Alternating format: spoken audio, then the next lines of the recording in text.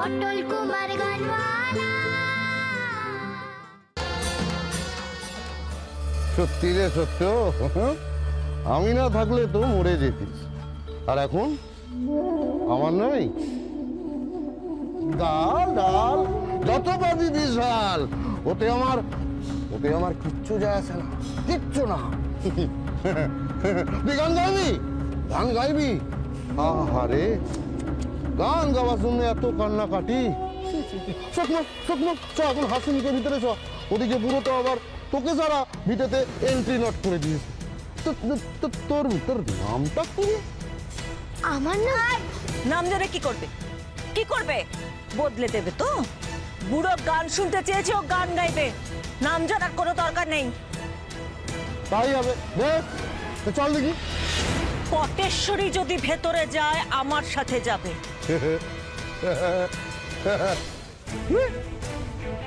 পটেশ্বরী? এ বুঝি ওর নাম? খাসা নাম খান তো পটেশ্বরী।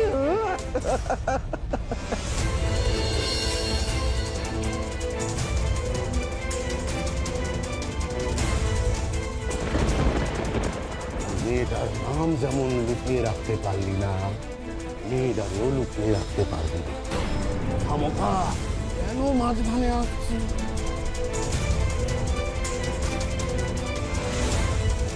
কর্তাবাবু, পটেশ্বরী পটেশ্বরী আসছে, পটেশ্বরী গাইবে। কর্তাবাবু, পটেশ্বরী।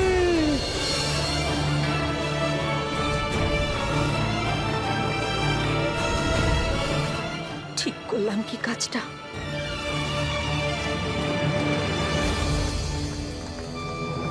বষ্টমী মাসি লোকটার সঙ্গে কথা কইতে বারণ করলো কেন? পটুকলাল কি তবে ওই চণ্ডী মাতা অপেরা বটবেনের মতো, নাকি তার চেয়ে আরো খারাপ?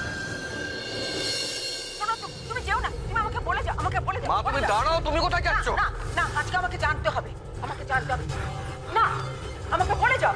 চুপ করে আছো কেন? মা তুমি কেন ওর কথা শুনছো? বলো, কেন শুনছো ওর কথা? আমাকে বলো, আমাকে বলো, তুমি পটলের আসল পরিচয়টা কি? আমি জানতে চাই, বলো। নাটক হচ্ছে না?